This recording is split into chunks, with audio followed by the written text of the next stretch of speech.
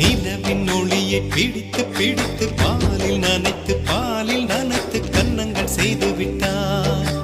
உலக மலர்கள் பறித்து பறித்து 2 பந்துகள் அமைத்து அமைத்து பெண்ணை சமைத்து விட்டார். அழகு என்பது ஆண்பாலா பெண்பாலா என்பதில் எனக்கு சந்தேகம் தீர்ந்தது. அழகு என்பது நிச்சயம் பெண்பாலடா. கவிதை என்பது மொழியின் வடிவம் என்றொரு கருத்தும் இன்று உடைந்தது. கவிதை என்பது கன்னி வடிவமடா. மின்னலை பிடித்து